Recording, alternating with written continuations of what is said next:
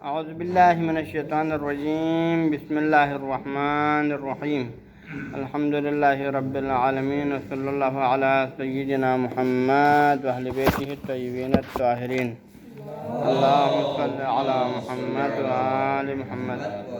اما بعد، ہم بحث کر رہے تھے تجری اور انقیاد کے حوالے سے۔ تو کل بیان کیا تھا کہ تجری اور انقیاد کے مسئلے میں آپ کو جب قطع ہوتا ہے نا، تو پھر آپ کے تجری مجرد یہ قصد اور قصد اطاعت یا قصد معصیت کی وجہ سے آپ کو ثواب و عقاب ملے گا، لیکن اس کا مطلب یہ نہیں کہ اس فعل کے جس پر آپ کو قطع ہوا ہے، آپ کے قطع کی وجہ سے اس کا حسن و خوب بدل جائے، یعنی جو پہلے حسن ہو آپ کے قطع کی وجہ سے وہ قبیح بنے، یا جو پہلے قبیح ہو آپ کے قطع کی وجہ سے حسن بن جائے، یا پہلے واجب ہو آپ کے قطع کی وجہ سے وہ حرام بنے، یا جو پہلے حرام ہے آپ کے قطع کی وجہ سے واجب۔ ایسا نہیں ہو سکتا، بلکہ وہ اپنے پہلے والے حالت اصلی میں رہ جاتا ہے، یہ کہا تھا۔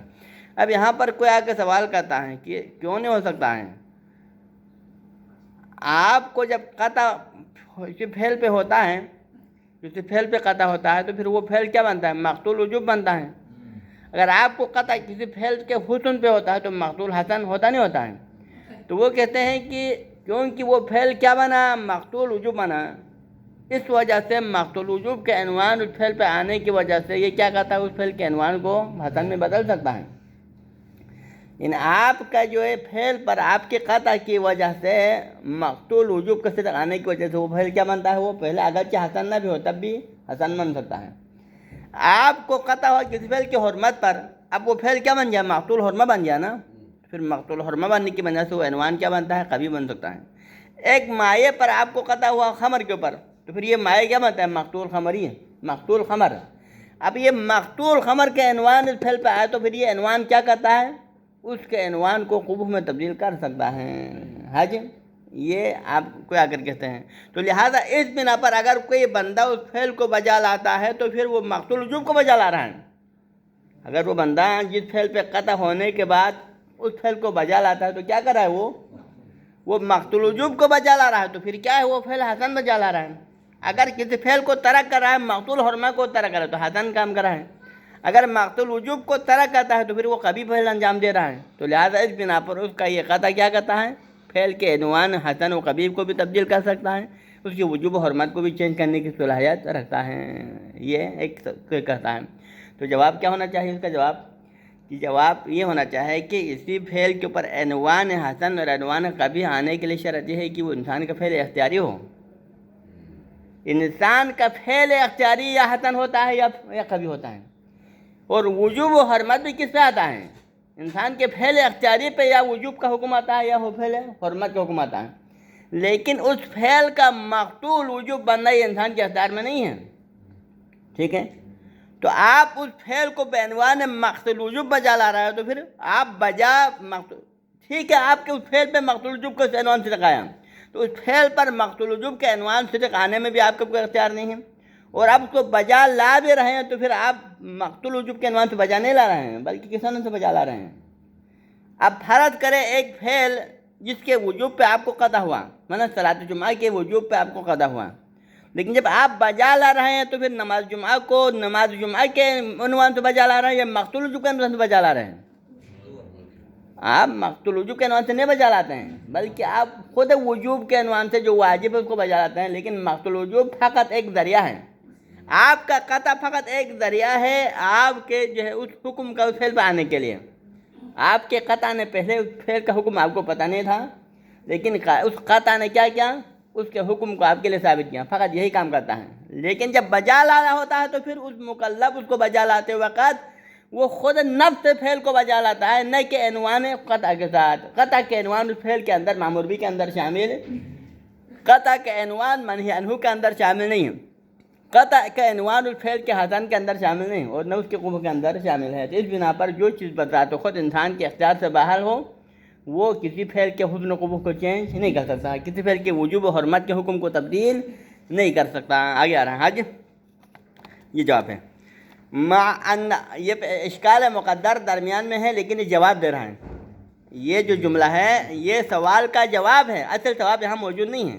وہ کیا تھا؟ وہ اشکال کیا تھا کہ انسان کا یہ یہاں پر تجری اور انقیاد کا مورد کا عنوان حسن و قبح میں تبدیل کرنا ممکن ہے، کیونکہ مقتول وجوب ہوا اور مقتول وجوب کسی فعل کے عنوان کو چینج کر سکتا ہے. یہ اس کا جواب ہے. جواب کیا ہے؟ ان الفعل المتجرى به، کہ وہ فعل جس کے ذریعے سے مکلف نے تجری کیا، وہ فعل جس کے ذریعے سے مکلف نے کیا کیا، تجری کیا. تجری کیسے کیا؟ یعنی تجری اس طرح سے کیا ہے کہ اس کو وجوب پر یقین، یعنی اس کو حرمت پہ یقین ہونے کے باوجود اس کو بجا لایا، وجوب کے اوپر یقین ہونے کے باوجود اس کو ترک کیا. یہ ہے متجرہ بھی. اول منقاد بھی، یا وہ فعل جس کے ذریعے سے اس نے انقیاد کیا. انقیاد کیسے کیا؟ فعل کے وجوب پہ قطع ہوا اس کو بجا لایا، کسی فعل کے حرمت پہ قطع ہوا اس کو ترک کیا. یہ کیا؟ منقاد بھی ہے. تو لہذا وہ فعل جس کے ذریعے سے مکلف نے تجری کیا ہے، یا وہ فعل جس کے ذریعے سے مکلف نے انقیاد کیا ہے، اور وہ کس عنوان سے؟ بما ہوا مقتول حرمہ، یعنی کہ جس فعل کے حرمت پہ آپ کو قطع ہو جاتا ہے تو وہ فعل کیا بنتا ہے پھر؟ پہلے حرام کا پتہ نہیں تھا، لیکن آپ کا قطع اس کی حرمت پہ ہوا تو اب وہ فعل کیا بن گیا؟ مقتول حرمہ بن گیا. تو مقتول حرمہ کا عنوان حسن یا قبیح ہے؟ پہلے عنوان قبیح پر نہیں آیا تھا، لیکن آپ کے قطع کی وجہ سے کیا بن گیا؟ وہ مقتول حرمہ کا عنوان آیا، اور یہ مقتول حرمہ کے عنوان سے آنے کی وجہ سے وہ عنوان قبیح بن گیا. اول وجوب، یا وہ فعل جس پر آپ کو قطع حاصل ہوا اور وہ مقتول وجوب بن گیا.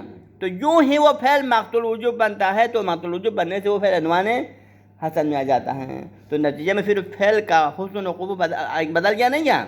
ہو سکتا ہے پہلے ذاتاً قبیح ہوں لیکن ابھی مقتول حسن ہے، پہلے ذاتاً حسن ہو لیکن ابھی مقتول حرمہ ہے تو قبیح ہے. تو لہٰذا اس کے اندر یہ صلاحیت موجود ہیں. تو جواب کیا ہے؟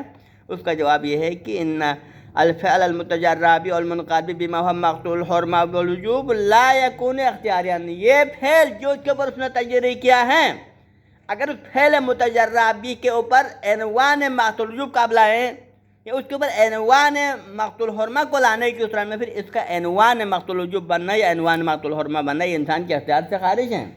ہاں جی، یہ انسان کے دائرہ اختیار میں نہیں ہے. اور عنوان حسن و قبیح کون سا بن سکتا ہے؟ حسن و قبیح وہ فعل بن سکتا ہے جو انسان کے اختیار میں ہو. جو انسان کے اختیار سے باہر ہو وہ کسی حسن قبیح کا عنوان نہیں بن سکتا. اور یہاں پر اس فعل کا مقتول وجوب ہونا یا اس فعل کا مقتول حرمہ ہونا یہ اس کے انسان کے اختیار سے باہر یا غیر اختیاری عمل شمار ہو جاتا ہے. ٹھیک ہے؟ کیوں؟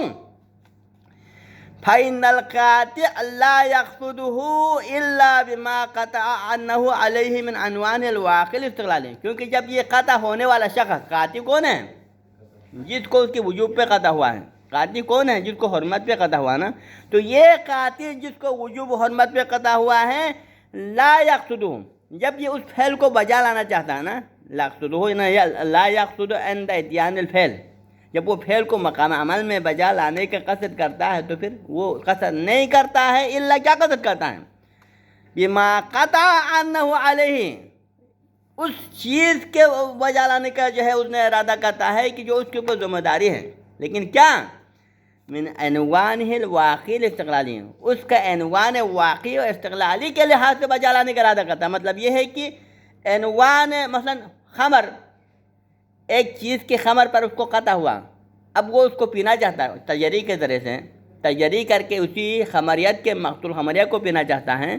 تو جب یہ مقتول خمریہ اس مائع کو پی رہا ہے تو کیا یہ خمر پی رہا ہے یا مقتول خمر پی رہا ہے؟ یہ مقتول خمر نہیں پیتا ہے بلکہ خود خمر، جس کے عنوان واقع استقلالی کیا ہے، اس کے اوپر خمر کے عنوان آتا ہے. لیکن مقتول خمر یا ایک عنوان عالی ہے. تو جب بجا لانے کا جب قصد کر رہا ہے تو بجا لاتے وقت اس کے عنوان استقلالی کے تحت بجا لانے کا قصد کرتا ہے، بے عنوان خمر، نہیں کہ عنوان عالی جو کہ قطع ہونا کیا ہے، مقتول خمر ہونا یہ عالی ہے. ان پر دو عنوان آ رہا ہے، ایک خمر کا عنوان آ رہا ہے، یہ خمر کا عنوان استقلالی ہے. ایک مقتول خمر کا عنوان آ رہا ہے، یہ کیا ہے، عنوان عالی ہے. ٹھیک ہے؟ اور عنوان عالی کا کام کیا ہے؟ عالی کا کام آپ کو اس کی حقیقت تک پہنچانا ہے، بس اس کے علاوہ اس کا کوئی کام نہیں ہے.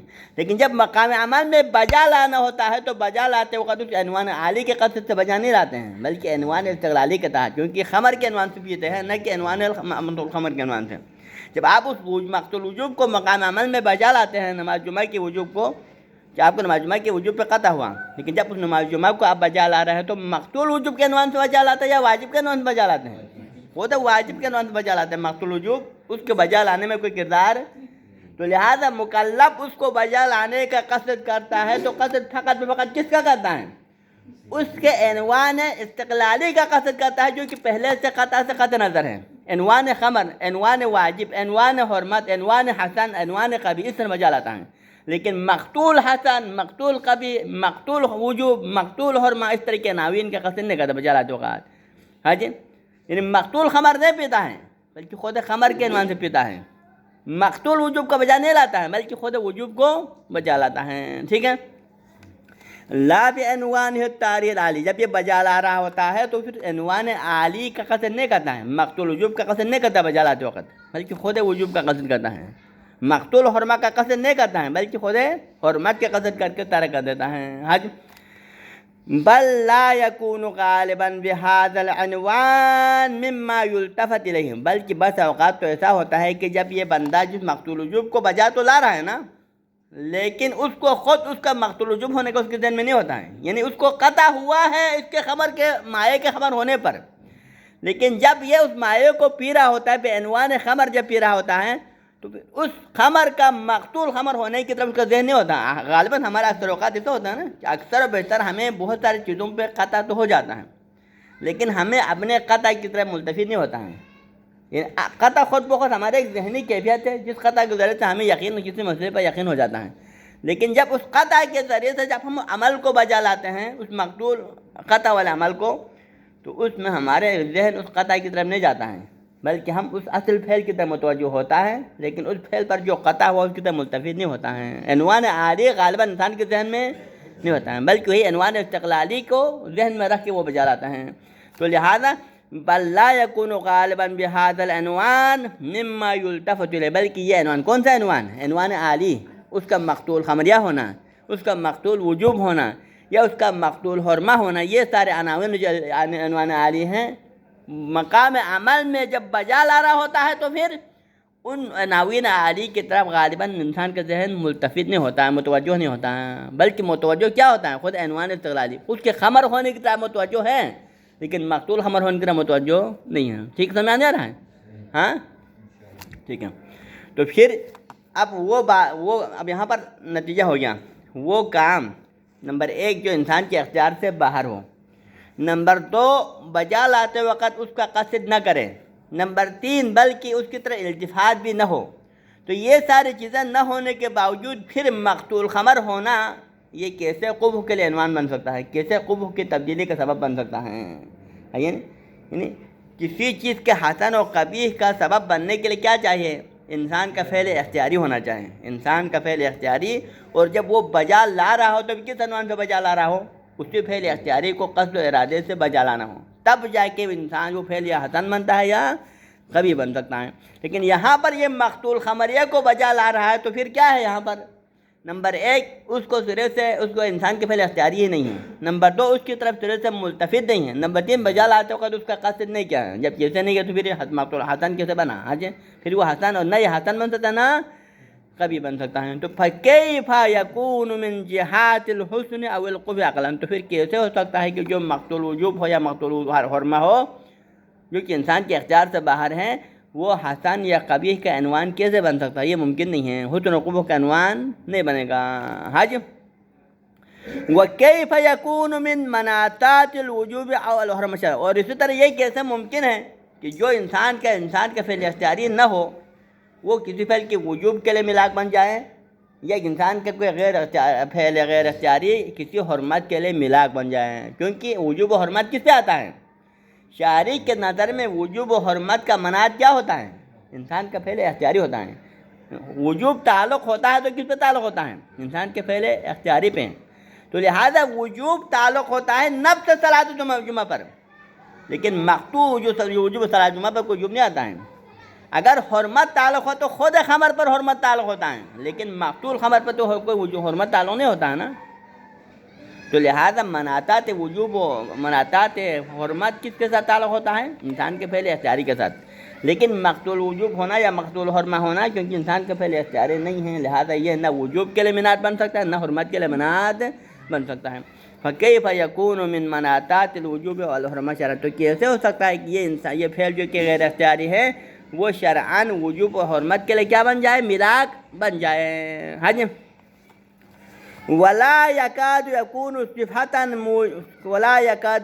صفۃ موجبۃ لذالک، اور کوئی بھی صفت ایسا نہیں ہے موجبۃ لذالک جو کہ مناط وجوب و حرمت کا باعث بنے، الا کیا ہو سکتا ہے؟ اذا کانت اختیاریۃ، مگر کہ اگر وہ صفت اختیاری ہو. یعنی کوئی بھی صفت بالفاظ آسان حال میں بھی کہنا چاہیں، کوئی بھی انسان کے اندر موجود کوئی بھی صفت وہ حسن و قبح کے لیے بھی مناط نہیں بن سکتا اور نہ وہ وجوب و حرمت کے لیے بھی مناط بن سکتا ہے. الا مگر کب بن سکتا ہے؟ اگر وہ صفت اختیاری ہو. اگر صفت اختیاری ہو پھر وہ وجوب و حرمت کے لیے بھی مناط بن سکتا ہے. اگر وہ صفت اختیاری ہو تو پھر حسن و قبح کے لیے بھی مناط بن سکتا ہے. لیکن جو غیر اختیاری ہو نہ وہ حسن و قبح کے لیے مناط بن سکتا ہے نہ وجوب و حرمت کے لیے مناط بن سکتا ہے. اور ہماری مثال میں یہاں پر مقتول وجوب اور مقتول حرمہ یہ ایک صفت ہے. مقتول وجوب ہونا ایک صفت ہے، مقتول حرمہ ہونا ایک صفت ہے. اب یہ انسان کا فعل اختیاری نہیں ہے تو اس بنا پر نہ یہ وجوب حسن و قبح کے لیے مناط بن سکتا ہے نہ یہ وجوب و حرمت کے لیے مناط شرعاً بن سکتا ہے. سمجھ میں آ گیا؟ یہ جواب ہو گیا ان کا. اب کوئی آ کر ایک اور اشکال کرتا ہے درمیان میں، ان قلتا، اگر آپ سوال ہم پوچھیں، سوال کریں، کیا سوال کریں؟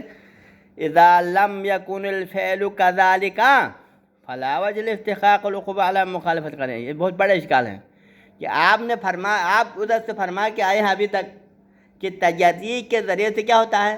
استحقاق عقاب آ جاتا ہے. تجدید کیا ہے؟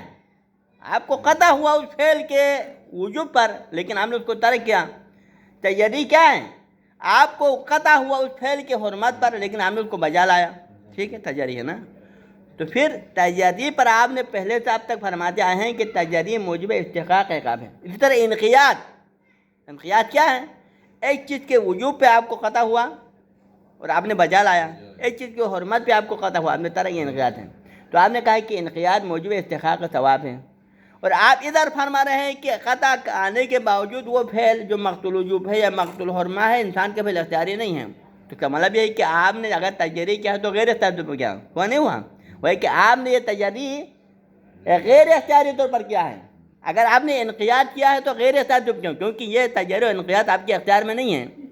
تو پھر آپ نے کیوں فرمایا کہ استحقاق کا ثواب ہے؟ تجدید موجب استحقاق کا ثواب ہے اور انقیاد موجب استحقاق عقاب ہے. جبکہ یہاں ایک اور بھی قانون ہے. قانون کیا ہے؟ کہ استحقاق ثواب کب بن سکتا ہے؟ اگر وہ فعل انسان کا فعل اختیاری ہو تو اس کے پیچھے استحقاق کا ثواب آتا نہیں آتا ہے. اور استحقاق عقاب کب آ سکتا ہے؟ کہ اگر انسان نے جو گناہ کیا ہے، جو فعل انجام دیا ہے، وہ اپنے ارادہ و اختیار میں ہوتے ہوئے اگر کوئی غلط کام کرے تو اس پر استحقاق عقاب آتا ہے. اگر کوئی انسان ایسا عمل کرے جس عمل کا کرنا اس کے اختیار سے باہر ہو تو پھر اس کے پیچھے نہ استحقاق کا ثواب آ سکتا ہے نہ استحقاق عقاب آ سکتا ہے. تو آپ کے مطابق تجدید بھی انسان کے فعل اختیاری نہیں ہیں، انقیاد بھی انسان کا فعل اختیاری نہیں ہے. پھر آپ فرما رہے ہیں کہ تجدید موجب استحقاق عقاب ہے، انقیاد موجب استحقاق کا ثواب ہے. تو یہ کیسے ہو سکتا ہے؟ یہ بہت بڑا سوال ہے، اس کا جواب ہم انشاءاللہ دیں گے. حج ان قلتا اذا لم يكن الفعل كذلك یعنی غیر اختیاری للمکلف. اذا لم فعل کا اشارہ ہے فعل متجرہ بھی یا فعل منقاد بھی، فعل کا اشارہ ہے. اذا لم يكن الفعل المتجرہ بھی او المنقاد بھی غیر اختیاریۃ فی اختیار المکلف. ہاں جی، اگر یہ فعل متجاریہ یا فعل منقاد بھی اگر انسان کا فعل غیر اختیاری ہے، انسان کے دائرۂ اختیار سے اگر یہ باہر ہے تو پھر فلا وجہ، پھر کوئی معقول نہیں ہے کہ استحقاق العقوبہ کہ آپ عقاب کا مستحق قرار دیں اس بندے کو تجدید کی وجہ سے، علی المخالفت القطع، اپنے قطع کی مخالفت کی وجہ سے. پھر اس کے قطع کی مخالفت پر اس کو عقاب کیوں دیتے ہیں جب اس کا یہ عمل اگر غیر اختیاری ہے؟ ہاں جی. وَهَلْ كَانَ الْعِقَابُ عَلَيْهَا إِلَّا عِقَابًا عَلَى مَا لَيْسَ بِالْاخْتِيَارِ. تو کیا اگر آپ پھر بھی تجدید انسان کے اختیار سے باہر ہوتے ہوئے اس متجری کرنے والے شخص کے اوپر عقاب دیں تو اس کا یہ عقاب کس زمرے میں آئے گا؟ اس کا یہ عقاب اس زمرے میں آئے گا کہ آپ کسی کو عقاب دے رہا ہو ایسے پھر کے وجہ لانے پر جو اس کے اختیار سے باہر ہیں. تو یہ قبیح نہیں ہے. مولائے حکیم سے یہ بات قبیح ہے کہ اپنے بندے کو کسی ایسے کام پر عقاب دے دیں کہ وہ کام اس بندے کے اختیار سے باہر ہو، بے اختیار ہو، اس کے اختیار کے دائرۂ کار سے باہر ہو. یہ تکلیف مال طاقت کی طرح ہے. تو اس کے دائرہ اختیار میں نہیں ہے، اس کے تصرف میں نہیں ہے، بغیر اختیار اگر کوئی کام سرزد ہو جائے اور پھر عقاب کا نہیں ہے، کیا ہے؟ عقاب قبیح ہے۔ عقاب فقط پھر اختیاری پہ ہو سکتا ہے، غیر اختیاری پہ نہیں ہو سکتا ہے۔ تو لہذا حل کان العقاب علیہا الا عقابا علی ما لیس بالاختیار، تو پھر بھی متجربی کو عقاب دینا یا پھر بھی منقادی کو ثواب دینا، یہ کیا ہے؟ یہ ثواب عقاب ہے کس کام پر؟ غیر اختیار عمل پر، اور یہ قبیح ہوتا ہے۔ یہ سوال ہے، سوال سمجھ آ گیا؟ ختم۔ تو جواب کیا ہے؟ جواب یہ ہے، قلت، مصنف جواب دیتے ہیں، جواب یہ ہے کہ العقاب انما يكون على قصد العصيان والعزم على الطغيان لا على الفعل الصادر بهذا العنوان بلا اختیار۔ دیکھو فرق ہے، آپ کو اس میں یعنی اس میں دو چیزوں میں فرق کرنے کی ضرورت ہے۔ تو ہم متجری کو مستحق کیا سمجھتے ہیں؟ مستحق عقاب سمجھتے ہیں، یعنی ملفظ اگر ہم دوسرا الفاظ میں کہتے ہیں کہ ان التجری یوجب استحقاق العقاب وان الانقیاد یوجب استحقاق الثواب، یہ ہم نے کہا ہے۔ لیکن ہم جو کہتے ہیں کہ تجری استحقاق عقاب کا سبب ہے، تو ہم اس لیے نہیں کہتے ہیں کہ اس استحقاق عقاب اس فعل کی وجہ سے ہوا، کیونکہ اس نے اس مائع کو جو کہ پانی تھا، اس کو پانی کو پی لیا شراب سمجھ کر، تو اس پانی کو شراب سمجھ کے پینے کی وجہ سے ہم نے اس کو عقاب کو مستحق نہیں سمجھتے ہیں، بلکہ اس کا استحقاق عقاب ہونا کیوں ہے؟ کیونکہ اس نے مولا کے خلاف مخالفت کرنے کا عزم و ارادہ کیا۔ تو یہاں پر یہ عقاب اس کے عزم و ارادے کی وجہ سے ہے، کیونکہ اس نے مولا کے مخالفت کرنے کی جرأت کی، مولا کے مخالفت کرنے کا دل سے ارادہ۔ فرض کر اگر واقعی میں اگر یہی پانی شراب ہوتا تو کیا کرتا؟ پھر یہ بندہ مخالفت کرتا نہیں کرتا؟ تو اس نے تو 100% ڈن اس یقین کے ساتھ اس مائع کو پیا تھا کہ یہ شراب ہے، تو اس نے اپنے عقیدے کے مطابق کیا تھا؟ مولا کی مخالفت کیا تھا؟ نہیں کیا، لیکن بعد میں پانی تھا، تو لہٰذا وہ گویا اس کے اسی عزم و ارادے کی وجہ سے، کیونکہ اس نے مولا کے مخالفت کرنے کا عزم و ارادہ یقین پختہ کیا تھا، اس عزم و ارادے کی وجہ سے ہم اس کو مستحق عقاب سمجھتے ہیں، نہ کہ اس پانی کو پینے کی وجہ سے جو کہ شراب نہیں ہے۔ ٹھیک ہے؟ اب اگر ادھر انقیاد کرتا ہے کوئی بندہ، نماز جمعہ کے واجب ہونے پہ قطع ہوا اور اس نے واجب سمجھ کے بجا لایا، لیکن واقع میں نماز جمعہ حرام تھا فرض کرنا، تو پھر وہ نماز جمعہ واقع میں حرام ہے، لیکن اس نے جو بجا لایا ہے تو یہاں پر ثواب ملنا اس نماز جمعہ کو بجا لانے کا ثواب نہیں ہے، کیونکہ وہ تو حرام میں ہے۔ ہاں جی، لیکن ہم نے اس کو مولا کے اطاعت کا عزم کرنے کو، کیونکہ یہاں پر کیا کیا تھا؟ اس نے واجب کو واجب سمجھ کے بجا لایا، تو بالفرض دیگر اس نے مولا کے اطاعت کرنے کا 100% عزم کیا تھا، اور اگر واقع میں اگر یہ واجب ہوتا تو اسے واجب انجام ہونا تھا، تو لہٰذا اس بنا پر اس کا یہ عزم اور اس کا یہ ارادہ موجب بنا اس کو استحقاق کا ثواب کا، اور تجری میں اس کا یہ عزم و ارادہ سبب بنا مخالفت کا، اس وجہ سے استحقاق عقاب ہے، لیکن خود فعل بجا لانے پر ثواب و عقاب دونوں میں نہیں ہیں۔ تو لہٰذا سمجھ آ گیا کا مطلب؟ ہاں، یہاں یہ مخالفت التزامی والی بات نہیں ہے، بلکہ تھوڑا اس میں معمولی فرق ہے، مخالفت التزامی اور اس میں تھوڑا فرق ہے۔ مخالفت التزامی میں واقعی میں وہاں پر یعنی آپ کا قطع مخالف واقع نہیں ہوتا ہے، بلکہ وہاں موافقت التزامی میں آپ کا قطع، آپ کا یہ جو امارہ یا جو قطع ہے وہ واقعی کے مطابق ہوتا ہے، لیکن اس میں امتثال عملی کے علاوہ امتثال قلبی بھی کرنا ہوتا ہے، یعنی کہ ایک عملی امتثال کافی نہیں بھائی، اس پر دل میں بھی اس کو ماننا پڑے گا۔ یہاں پر موافقت ہے، لیکن یہاں پر مخالفت ہے۔ یہاں پر آپ کا قطع کس پر ہے؟ جبکہ واقعی کچھ اور ہے۔ آپ کا قطع مخالف واقع ہے نا، آپ جس کو واجب سمجھتا ہے وہ واجب نہیں ہے، آپ جس کو حرام سمجھتے ہیں وہ حرام نہیں ہے۔ تو لہٰذا بالفاظ دیگر یہاں پر سمجھانے آ جائیں، اگر تجری کو مستحق عقاب سمجھتے ہیں تو کس وجہ سے مستحق عقاب سمجھتے ہیں؟ فقط اس عزم و ارادے کی وجہ سے، نہ کہ اس فعل کی وجہ سے، وَإِلَّا فعل تو حسن نہیں بنتا نا۔ یعنی فرض کر فعل کو آپ نے حرام سمجھا اور حرام کے یقین ہونے کے باوجود اس کو بجا لایا، تو پھر اس کو مقتول حرمہ ہونے کی وجہ سے فعل تو کبھی نہیں بنتا ہے نا۔ اگر آپ کہیں آپ کے مقتول حرمہ کے عنوان اس فعل پر آنے کی وجہ سے جو فعل اصل میں حرام نہیں ہے وہ حرام بن جاتا ہے اور اس کے اندر قبح آ جاتا ہے، تو پھر بات درست ہے، پھر استحقاق عقاب کب ہونا چاہیے؟ اسی فعل کی طرح ہونا چاہیے۔ لیکن یہاں ایسا نہیں ہے، وہ فعل جو پہلے حرام نہیں ہے، آپ کے قطع اس کی حرمت پر آنے کے باوجود اب بھی اپنی عدم حرمت پہ باقی ہیں، تو اس کا مطلب ہے کہ جو حرام نہیں ہے بغیر حرمت والے عمل پہ عقاب نہیں آئے گا نا، تو لہٰذا اس فعل کی وجہ سے عقاب نہیں ہے۔ لیکن عقاب کیوں ہے؟ اس فعل کے ذریعے سے آپ نے مولا کی مخالفت پر جرأت کیا، مولا کی مخالفت کا عزم ارادہ کیا، تو جہاں یہ عزم ارادہ موجب استحقاق عقاب ہے، نہ کہ وہ نفس فعل کا بجا لانا جو اس کے اندر کوئی ذرے سے قباحت نہیں ہے، اس کو بجا لانے سے آپ کو عقاب نہیں ملتا ہے۔ ٹھیک ہے، انقیاد کے مسئلے میں بھی آپ کے اس قصد اطاعت کی وجہ سے آپ کو ثواب ملتا ہے، لیکن اس فعل کے اندر صرف حسن نہیں ہے، اس کو ثواب کیسے ملے گا؟ ثواب تو اس کیسے نہیں ملتا ہے نا۔ شیخ صاحب یہ کہیں کہ وہ لوگ فاعل کو دیکھتے ہیں، یہ فعل کو دیکھتے ہیں بس۔ ہاں جی، وہ لوگ فاعل کے حساب سے بات کر رہے ہیں، یہ فعل کے حساب سے۔ آسان نہیں، یہاں پر فاعل و فعل نہیں ہے، فعل کے اس کے یہ ہیں فاعل کو دیکھتے ہیں، آفرین فاعل کا ارادہ، آفرین فاعل کا ارادہ، فاعل کو نہ دیکھو، فاعل کا ارادہ۔ استحقاق کا ثواب و عقاب کا معیار تجر انقیاد میں کیا ہے؟ اس انسان کا، وہی بات ہے، آپ کی بات درست ہے، انسان کا وہ قصد و ارادہ معیار ہے، اس کی بنا پر استحقاق کا ثواب عقاب ہے، لیکن وہ خود فعل نہ وہ ثواب کا موجب ہے نہ عقاب کا موجب ہے، وہ فعل دونوں سے خالی ہے، یہ سمجھ آتی ہے، ٹھیک ہے جی۔ وَحَلْ كَانَ الْعِقَابُ عَلَيْهَا إِلَّا عِقَابًا عَلَىٰ مَا لَيْسَ بِالْإِقْتِدَارِ، قُلْتُ جواب یہ ہے کہ العقاب انما وَحَلْ كَانَ الْعِقَابُ عَلَيْهَا إِلَّا عِقَابًا عَلَىٰ مَا لَيْسَ بِالْإِخْتِيَارِ، اس کا جواب اب یہ ہے نا، قُلْتُ العقاب انما يكون على قصد العصيان والعدم والطغيان، اگر ہم نے عقاب دیا ہے تو یہ عقاب کس بنیاد پر دیا ہے؟ یہ عصیان کا قصد کی وجہ سے ہے، کیونکہ اس نے کیا کیا؟ مولا کے اس فعل کے ذریعے سے، فعل متجرہ بھی کے ذریعے سے تجری کیا، اور تجری کر سے مولا کے مخالفت کا عزم کیا، اس وجہ سے اس بندے کو عقاب ملا۔ والعزم علی الطغیان، مولا کے خلاف سرکشی کرنے کا اس نے 100% عزم کیا ہے، اور اس عزم کی وجہ سے اس کو کیا ملا؟ عقاب ملا۔ لا علی الفعل الصادر بهذا العنوان، نہ کہ عقاب ملا ہے اس فعل کی وجہ سے۔ کون سا فعل؟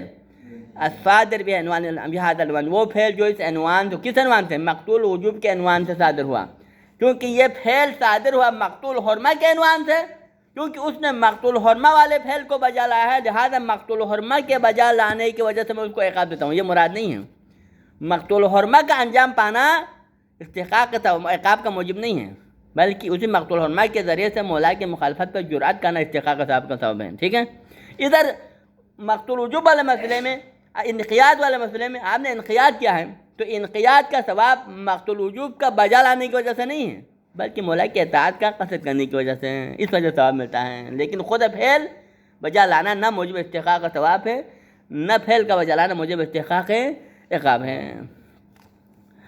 آگے آتے ہیں، بس کرے، ٹائم ختم ہو گیا، ٹھیک ہے۔ صلی اللہ علی سیدنا محمد و اہل بیت الطیبین الطاہرین، اللہم صلی علی محمد و آل محمد۔ کچھ حل ہو گیا؟ سمجھ میں آیا؟ ٹھیک ہے۔